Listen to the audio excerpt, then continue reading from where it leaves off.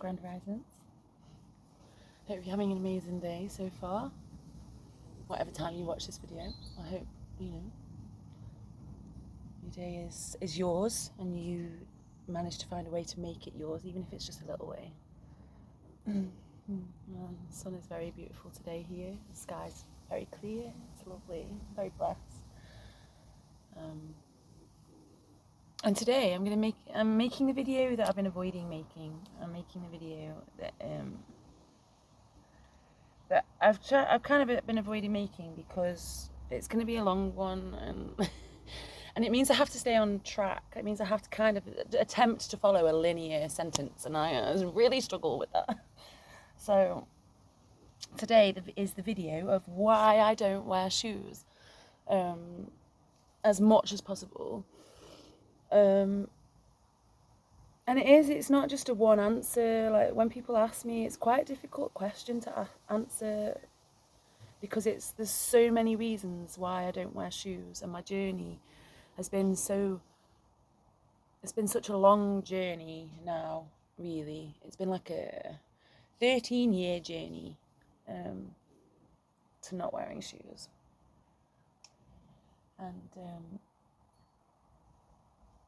I know that like people might look at me as I am now and assume that I've always been an outdoor person, that this is how I was brought up, and it's I suppose to some degree it is, and to some degree it's not. I didn't actually sleep outside. Like, I didn't go camping or anything until I was 25. Like, I think I was 25. Might have been 26, but I think I was 25. And that was the first time I went camping. And it was really nice, actually. Like, I only didn't go camping because my mum didn't go camping, and I suppose to some degree as a child, when I was a kid in the late 80s, early 90s, like, everyone was outdoors. All the kids were like, "Go on, out you go, get out of the house, go and play. I'll call you back when it's tea time," and you listen out for your name being shouted across the streets.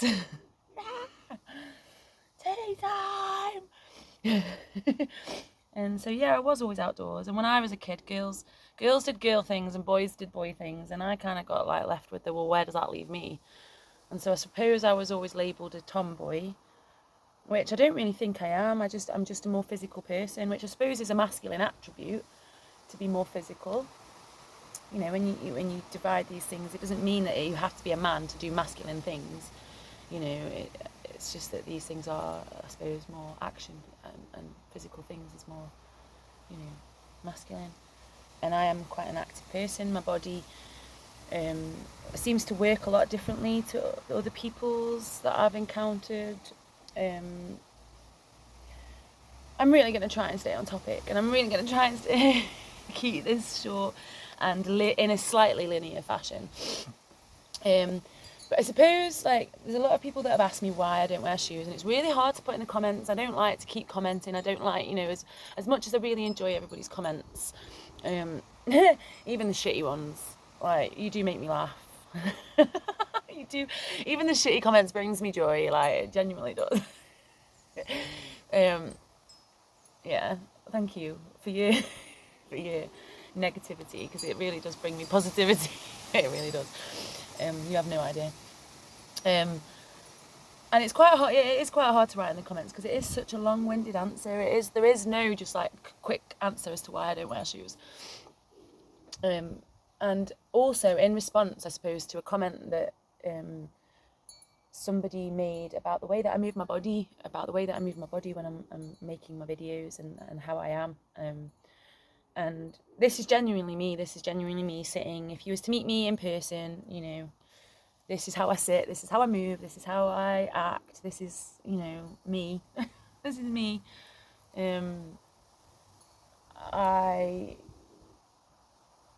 If I was to be at school now, I think in this day and age, I would probably be being assessed for being neurodiverse. To put it into context, I suppose, is, although I have not got an official diagnosis, I have 6 children. and they're all quite old now. Like, you know, my eldest is 21, my youngest is 14, and 5 of them have diagnoses, multiple diagnoses, whatever the plural is of diagnosis, of neurodiverse conditions, and watching them grow up and seeing myself reflected in them and my behaviours, and then having to sort of research and do all the things, you know, as to why they behave in the way that they do, and why they act in the way that they do, and why their body responds in the way that it does, and their sensory input versus their sensory output, and what their brain processes things as. And, you know, it's been quite interesting, actually. I've learned a lot about myself through my children, which is what, you know, we're supposed to do. We're supposed to learn through our children. You know, it doesn't have to be our child. I'm not saying that you have to be a parent in order to gain wisdom, but the younger generation definitely has things, as well as the older generation. You know, we have things to offer each other. You know, we should all be teaching and learning from each other, because we're all a reflection of each other. There is an element in every single human being that you are not just human beings, actually, all beings.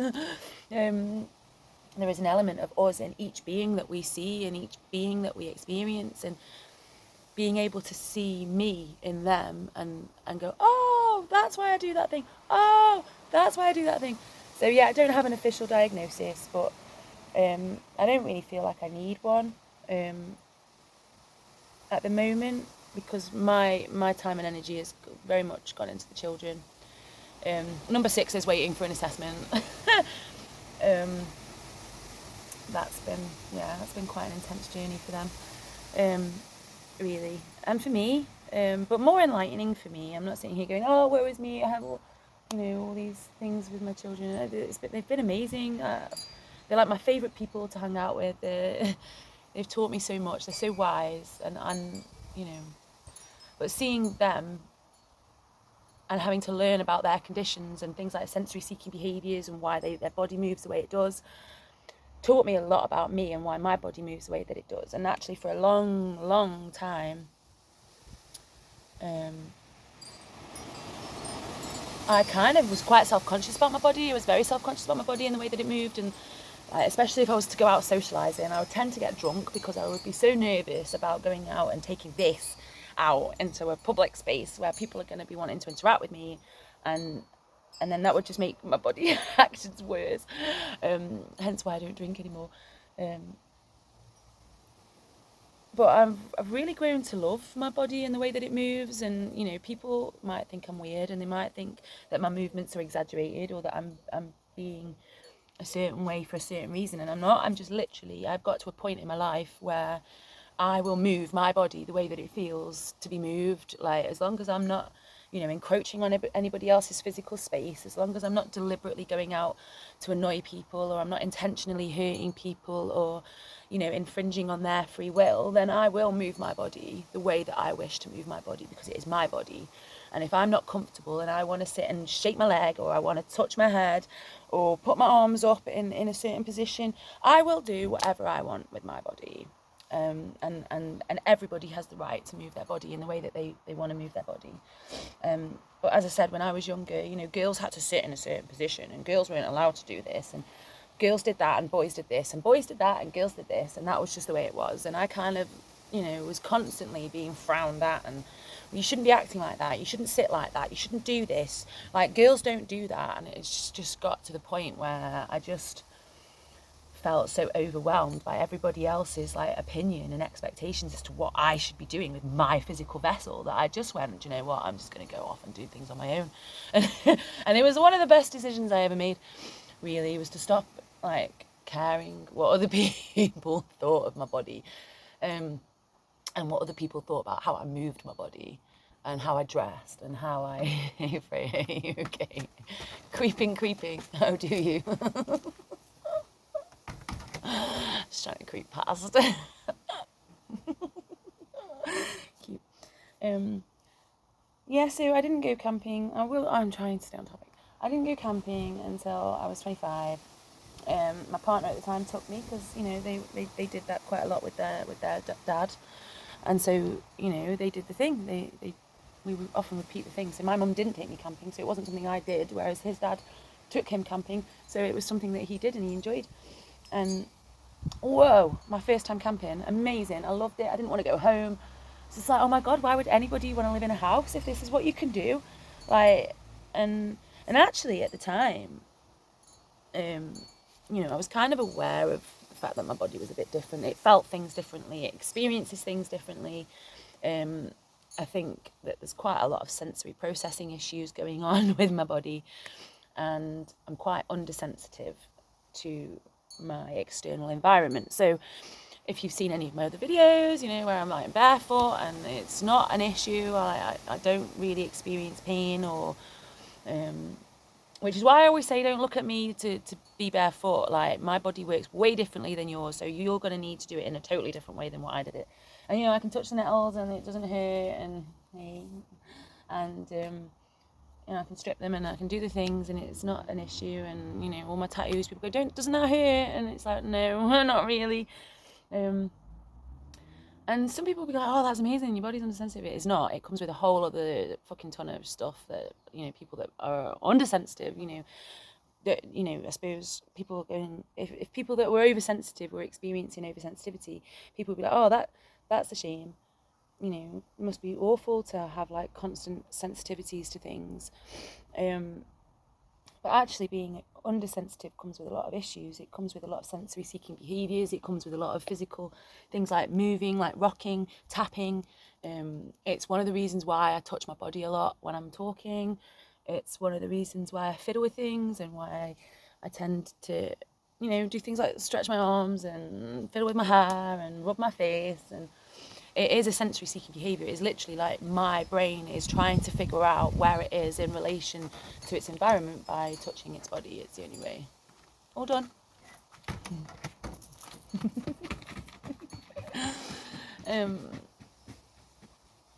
And it can mean that I have very little awareness of my spatial surroundings. I do bump into things a lot and don't even notice that I bump into things a lot of the time, or I can hurt myself and not notice. And it also comes, I'll put a little link. I'm not going to sit here and describe it because, I don't want to be all like, oh, this is wrong with me and that's wrong with me. And I'm quite happy with the way that I am now. I've come to accept it rather than battle it and feel sorry for myself. I've come to embrace it and find ways to, not cope, navigate it. I've found ways to navigate it and to appreciate it even, because yeah, there will be something wrong with everybody, but there's also so many things that are right, and that's what I tried to start focusing on. And so I kind of gone off on a tangent again, haven't I? Camping. So I went camping, 25, possibly 26, and I didn't wear shoes. It was quite nice, and I suppose a few years after that, because of all my children having neurodiverse conditions, they weren't getting on with school at all. It was quite stressful for them, for me. Society was trying to fit my children into this certain shape that they were not going to fit in, and they were desperately trying to fit in this shape that Babylon was telling them that they should be in order to achieve something or pass a test or be as good as the other fucking, shape fillers in their class, and it just was not working. And so we just decided to home educate, me and the kids. We had the discussion together. It was like, should we do this thing? Yeah. And so a lot of the stuff that we did was outdoors, really. It was outdoors. A lot of the things that we did, that we learned, were all very, with them being neurodiverse, multi-sensory learning is very important. The freedom to move around, to get up and down when you want, to move your body how you see fit, to have a reaction and it not be like a huge thing. Sometimes, nothing needs to change, you just need to be able to react. Nothing external needs to change, you just need the freedom to react and to respond to that external environment. And then you can just get about your day, and that's okay. And so a lot of the times, I started taking them camping. We had so much fun. We went to home ed camps and other kinds of camps, and it just became a thing. The more we did it, the more being outside I was, the less I wore shoes. And because, you know, it was a hassle, in the tent, out of the tent, in the tent, out of the tent, and it was just like, it's just easier to not wear shoes. And at the time, I was really battling with a condition called fibromyalgia. And again, I'll put a little link in so I don't have to sit here and explain it, and it doesn't all become about, like, you know, woe is me. Because again, I've learned to navigate it, and I've learned to dance with it, I suppose, accept it. And like, some days, you know, I don't have great days physically, and I take that opportunity to rest. And some days I have great days. And so fibromyalgia, I was experiencing a lot of pain, and there was no reason for the pain. There was no, you know, basically your brain gets hardwired to trauma. There's many reasons that fibromyalgia can occur. It can occur through a chronic illness. It can occur through like an accident, if you're in, like, say, a car crash.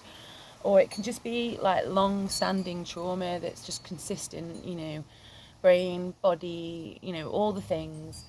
And your brain gets hardwired to trauma, so it starts to like kind of experience things. It's, I suppose, in a way, it's very similar to sensory processing disorder, where your brain is perceiving your sensory input wrong, or, well, not wrong, differently. That's a better word. It processes your sensory input differently. And so it's kind of going, oh, we're being attacked, and you start to get like allergies, or some people can, or sensitivities to certain things out of the blue, out of nowhere. It's one of the reasons why, you know, like, I kind of went vegan. One of the reasons, again, that was a multifaceted thing. There was not just one reason as to why I went vegan. It's one of the reasons why I started spending more time outside, because the more time I spent outside with no shoes on, the less I was experiencing physical pain. I didn't have, you know, I wasn't really in the space to be researching, and even now I don't really like researching, because I find the internet very overwhelming, and there's a lot of information, like a lot of visual information to go in my brain, and the words, and then you get this article and you try and read through that, and then there's an article that says the complete opposite, and then it's just like, oh my god. So I try to only live from my experience, try to only, you know, sift through information that I'm experiencing, and then I trust that the confirmation will come through in time, I suppose, because my body is totally different to somebody else's. And at the time, people, you know, I'm thinking maybe when I was about 28, I started mainly, like, you know, we would go on camps, and then we'd like walk and go on hikes for the day away from the camp and come back, and I would spend the whole day with no shoes on. I'd do the whole walk with no shoes on, and it was bliss. It was absolute bliss. And a lot of people at the time thought I was crazy.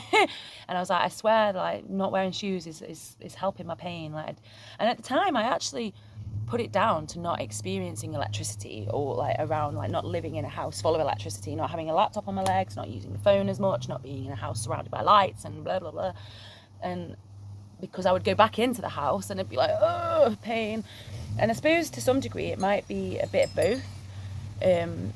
But then, like, you know, a lot of people are doing the earthing thing now, and I didn't really look into it as being that. I had a physical correlation. I go home, I experience pain. I'm walking around with shoes on, I'm experiencing pain all over my body. You know, there's so many other symptoms of fibromyalgia, like not being able to regulate your temperature very well, you know, lack of sleep, not getting correct sleep, lots of other physical disturbances that, you know, I suppose some people could be quite stressed over, really, if they don't, you know, if they don't have the capacity or the time or the space provided for them to get to know their own body. And we should all have that. You know, it's not a privilege. It shouldn't be seen as a privilege to get to know yourself. It shouldn't be seen as like a privilege to be self-aware and to have time and space to get to know yourself and to get to know how your body works, and to appreciate your body, you know, whatever shape or form, or, you know, all the other things, colour, you know, all the things that your body comes in. It's a beautiful, unique vessel, and it's unique only to you. You know, you don't look at a tree and think that it's grown wrong. You just appreciate the tree for how it is, you know, and should be the same for us, really. And so I was battling with the fibromyalgia at the time, and people did think I was crazy. Like, I swear, wearing no shoes is like helping my pain. And so I started wearing shoes less and less, especially, you know, before that, I was always in boots. Army boots, because I've got quite wide feet. I had quite big feet, I suppose, for a woman, female-bodied person. And I just cannot fit in women's shoes. Shoes labelled for women. They just won't fit in them. They just won't. Like, they just, even before I used to go barefoot, it was just like, yeah, that's a no. That's just not going to happen. And so I was usually wear army boots because they had the most space in them. They felt the most comfortable. And so, like, this time a few years ago, if you ever saw me, I would always be in massive big army boots, like para boots type things. And I just found that the more, like, I just didn't want to wear shoes. I'd be like going home, be like, ugh, I've got to put my shoes back on. I've got to put my boots back on. I don't want to put my boots back on. And I'd be so desperate to just go about the town with no shoes and socks on. But I didn't, for many reasons. One, because I wasn't as confident in myself and my own decisions at the time. I was, maybe just turned 30. When I started wanting to, like, well, maybe 28, 29, when I started, like, going, I really just want to wear no shoes all the time. But also because my children were still quite young. When I did go out and about, I always had my 6 kids with me, so I would have a lot of things to, like, keep an eye on and process and make sure that they were safe and that they were, still there. I was constantly having to head count. But then as they've gotten older, that's become, like, more of a luxury for me now, I suppose. I really appreciate the time and the space I have now to not have to constantly make sure that they're okay all the time. When I'm out with them, I can focus on my path. I can look at where I'm walking. It's very meditative.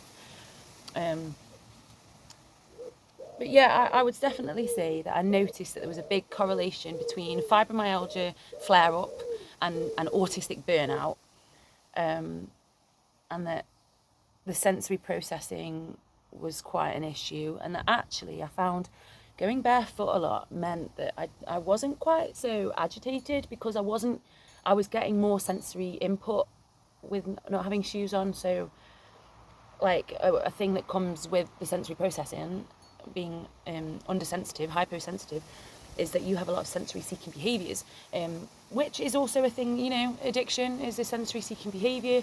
There's massive, like, correlation between neurodivergent people or people with sensory processing issues or people that might have fibromyalgia and their brain is hardwired. My battery ran out. I think it's trying to tell me something. So I think it clicked off at, like, me talking about addiction issues. And so there's quite a lot of problems with being undersensitive, actually. ADHD, even sensory seeking behaviours, like needing consistent fucking brain input, like, can cause sensory seeking behaviours and addiction issues. And I think it's really important that this starts to be addressed in our society, and we stop labelling people with addictions and other sensory seeking behaviours as wrong or naughty or uncooperative or weak or looking for an easy way out. Actually, no, it's not. It's a symptom. It's a symptom of not being, maybe of like masking. I suppose masking is the new thing, isn't it? The word masking. And so, yeah, the more that I went barefoot, the more that I started wearing barefoot shoes, which, oh, wait there. I told myself I was going to prepare for this and I so didn't. So I started wearing these water shoes, basically. That's all they are. They're not technically labelled as barefoot shoes.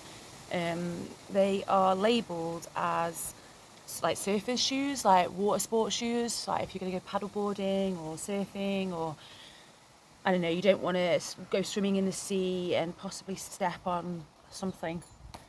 And so, yeah, that's what I started wearing. Just because one of the issues I had was, like, with the sensory thing and the temperature thing, that just seemed to get worse and worse. And having to wear shoes during the summer, like flip-flops, I cannot navigate. Like, they're so fucking dangerous. And it was just like I needed something that was not going to make me hot and my feet could breathe in and feel okay in. And so yeah, so I started wearing these compared to like a barefoot shoe that's like, and yeah, I know they're not very sexy, I know they're not very stylish, they're not very fucking, I don't know what you want to call them, what people like to wear.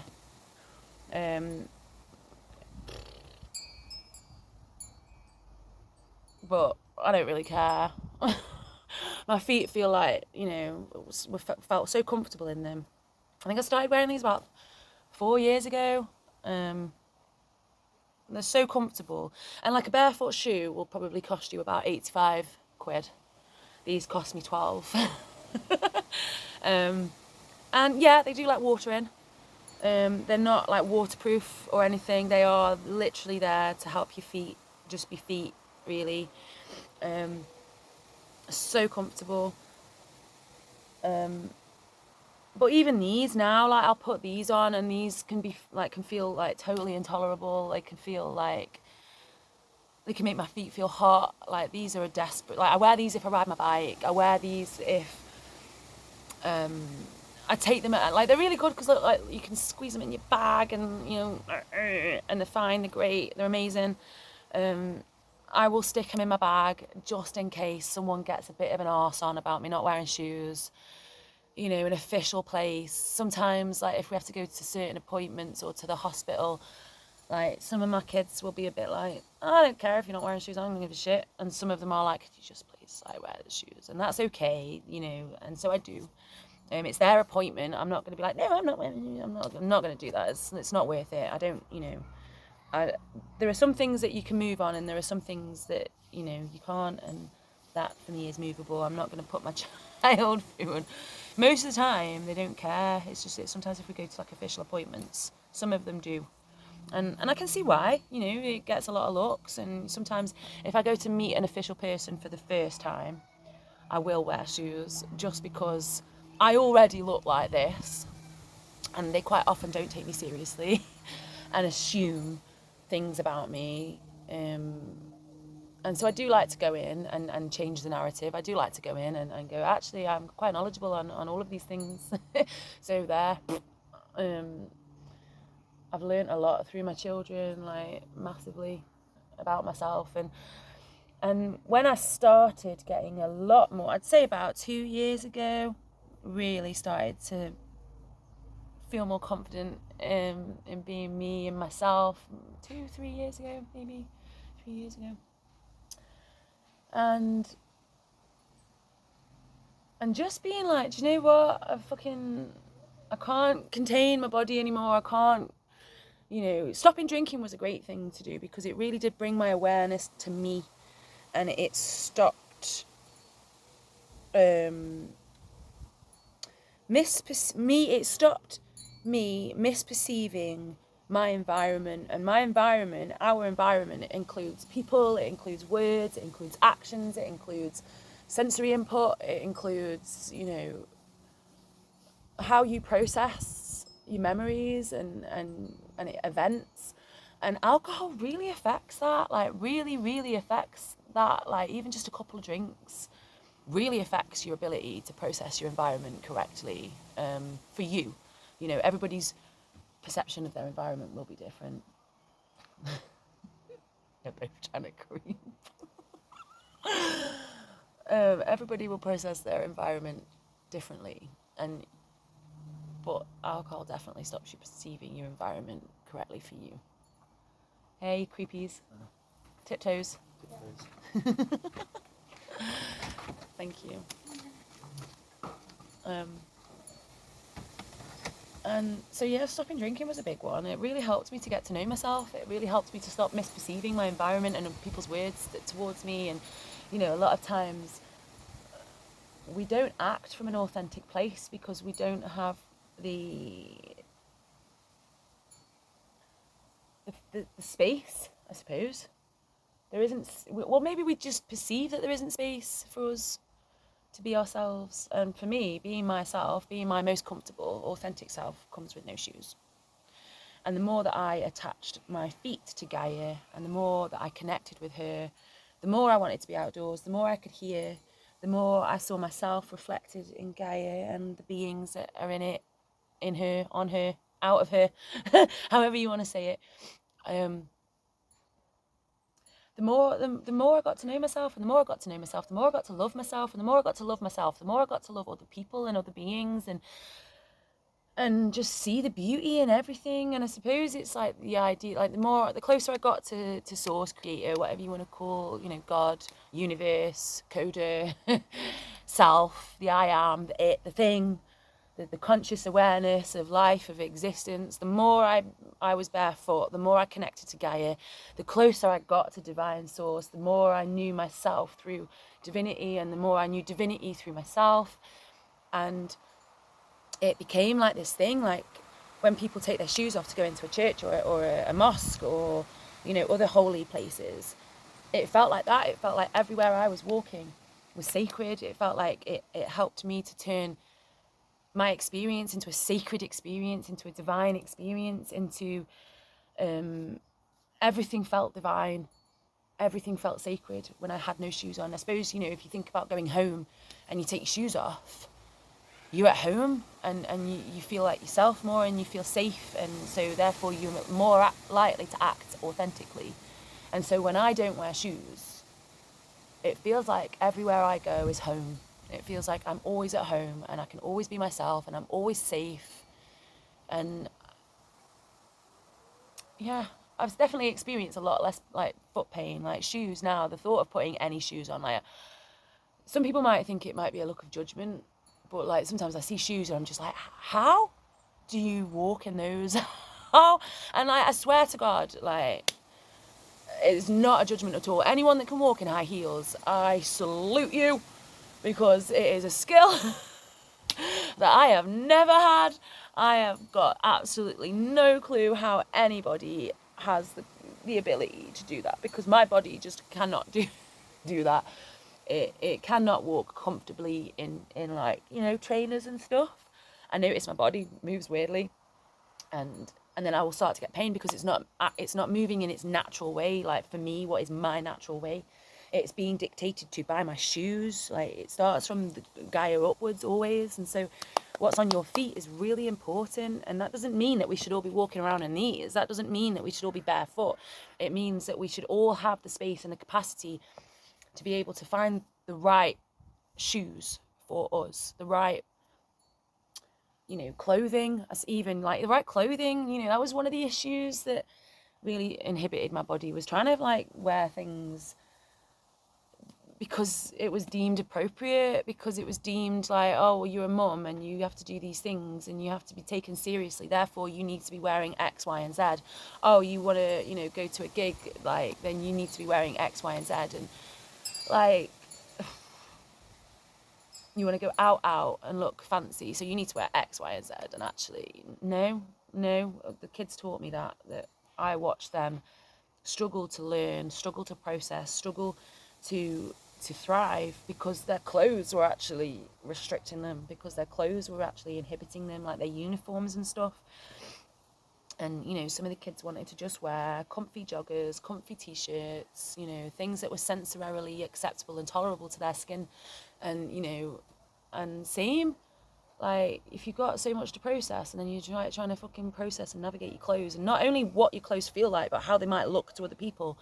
It's a lot to process. It's a lot to process to me. That is, like, hats off to people that can, spend their time, if that's what you're into and that's how you find joy, putting on certain outfits and doing your makeup. That's amazing. That's you, and that's how you should be. And there should never be any judgment as to, like, what one person does versus what another person does. We should all be able to do the things that make us happy, that make us feel sensorily comforted. Some people like to have tight, restrictive things. I don't. I don't like to have tight, restrictive things. I don't like to have clothes that I have to think about and like keep pulling up and readjusting, because, for me, just sitting in with my own body can be quite overwhelming sensorily wise, especially with all the things that are going on around me. Yeah, it's been quite an interesting journey, actually. It's been very interesting. It's been very enlightening. It's been helpful to me. It's been helpful to the kids. It's, you know, I talk to other people, and you know, some people can be quite rude, I suppose, but that's not my issue. That's not my problem. I don't need to take that personally.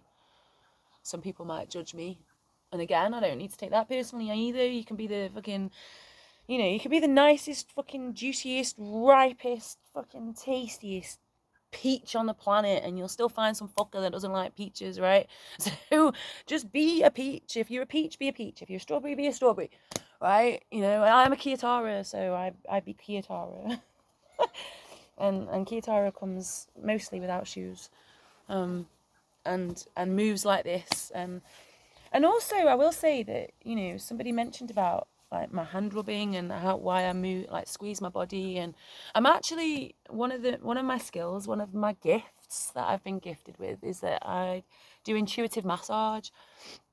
And so one of the best gifts I give myself, you know, really is like, you know, a lot of people might see me do things like this, where I'm like rubbing my hands and my arms, or my calf muscles when I'm sitting cross-legged, and it's literally, it's like where my hands go, they give intuitive massage. And so it's like I'm consistently giving myself love and nurture. And, you know, if I sit with my legs crossed, I quite often rub at my feet and give them a little massage. Or, you know, someone might see me sitting sort of doing this, and it's you know, I hear a lot of people like, oh, you know, I've never had a massage, or I've, you know, and fair enough, I can't get to my back. I mean, I can do my shoulders quite nicely, and I can do my lower back. I'm just assessing now all the places I can massage, but you don't need always to seek that from others. You don't always need to get that from other people and take the time. Maybe you don't have the time and the money to go and get a massage. Give yourself one, you know. Give yourself one. Get to know your body. You know, we can get to know our inner being. We can get to know our thought processes, you know, but we also need to get to know our body and how our body responds. Our physical body is separate to our mental body, to our emotional body, to, you know, to our being inside. And it has its own needs, it has its own requirements, and they're all unique and individual to each unique individual being. You know, it has different needs. This idea that we all need the same thing is absolutely ridiculous, really. You know, each person is unique and individual, and this is how I come without shoes. And I hope that this video kind of explains some of the reasons why. I hope I've covered them all. So to sum it up, I'll give a conclusion. I'll round it up in a nice little package, because people like that, don't they? Maybe I'll try an attempt and put a little thing in that says conclusion, so people can just skip through all the shit that they don't want to listen to and get to the conclusion. So I don't wear shoes because I experience pain with shoes. My feet don't seem to fit most shoes. It helps me with sensory seeking behaviours because I have probable neurodiverse conditions and definitely sensory processing issues, and sensory seeking behaviours, wherever that comes from, whatever the reason is for that. And I have fibromyalgia. That is, you know, a definite. It does help me with my pain. It helps me feel connected to my body. It helps me to feel sort of grounded in my environment. Just walking, even, like, actually, it's very meditative. I will give it that. It's very meditative. So I would say that I do definitely use it as a meditation tool, because you have to constantly be aware of your path. Constantly, there is no looking up. There is no, you know, oh la la la la la, being like mindless. You have to be really mindful and in the moment and very present. Because, you know, it can be dangerous. People are like, well, how come you don't walk in glass? And like, how? Because I'm watching where I'm going, because I'm very mindful of where I'm going and what's on my path. And yes, sometimes there is glass, and I just navigate around it, or I go into the road, or, you know, I go on my tippy toes and I tip in between the glass, and then it's gone, and it's fine. And, you know, that's quite helpful. That helps me to process, you know, my inner monologue. When you're in a meditative state, I'm not very good at doing the sitting meditation because of you know, the sensory processing and other things that might be. I have hypermobility as well, which means that, like, I find it quite hard to sit still because my body gets quite stiff quite easily. Again, I'll put a little thing in. You can have a little look at all the things that I have to navigate, and my physical body has to navigate. And I actually feel like I do it very, very well, but only because I've gifted myself the space, I have gifted myself the time, I have gifted myself the what would I call it? I've gifted myself the gift of being unashamedly me, of being myself, of moving my body the way that I want, of figuring it out, getting to know it, of not being quite so interested in everybody else and what everybody else is doing and what everybody else is thinking and what everybody else is feeling. And, you know, because it's not me. They are not me. They are not me. And me looking to them to see what they're wearing and what they're doing and how they're coping and how they're navigating life is pointless because I'm not them. I'm me, so I need to put that time and energy into myself. And, you know, there'll be a lot of beings and a lot of things in this universe that will stop you from doing that will try and take your energy and your awareness and, you know, your time away from you and your awareness of yourself. And, you know, when we start to know ourselves and accept ourselves, it's the first step to truly loving ourselves. You know, and Babylon doesn't want that. It doesn't want you to love yourself. And it's been quite frowned upon, I think, to love yourself. It's seen as narcissistic, and actually it's so far from narcissism. Like, narcissists don't love themselves. That's why they do the things that they do to other people. It's why they say the things that they say. It's so far away from narcissism. Loving yourself, truly, your authentic being, who you are, like, unashamedly, and not caring what other people think is true love and compassion for self. And when you can do that and just be you bring so much joy to the world. That's what the universe is about. It's about being your authentic self. It's about bringing your perception to reality, bringing your perception of how you see life, of how you experience existence, of how you feel about it, and then what you need to do for your path, your purpose. That's the whole point, is to be you. And the first step, I think, for that, for me, was not wearing shoes. Such a small thing. And it comes with such a big story and such a big overlapping thing. You can see why it's difficult to answer the question. It comes with so many backstories. But yeah, I highly recommend not going barefoot or wearing barefoot shoes. I highly recommend getting to know your own body and what it needs and what it desires and what its requirements are, and gifting yourself that. You know, don't seek to ask others what you should be doing, how you should be moving, what you should be wearing, and don't feel the need to explain yourself.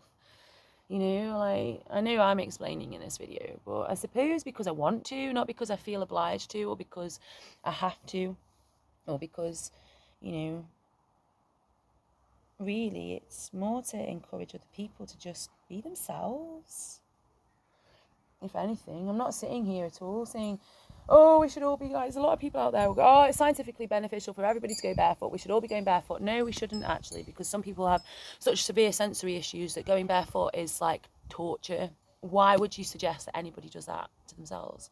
Just because, you know, it's not okay for everybody. It's not better for everybody. You find your thing, and do it with love and gentleness and compassion. You know, the way that you would a child that was just starting to learn to walk for the first time. You wouldn't expect them to be running a marathon. You wouldn't tell them that they were stupid or, like, incapable because they kept tripping over. You would encourage them. You'd be like, well done, you're doing amazing. Look at you taking your first steps. You wouldn't keep putting them down and telling them that they were walking wrong. You'd just let them do it. Like, and we don't offer ourselves that enough. And we fucking should.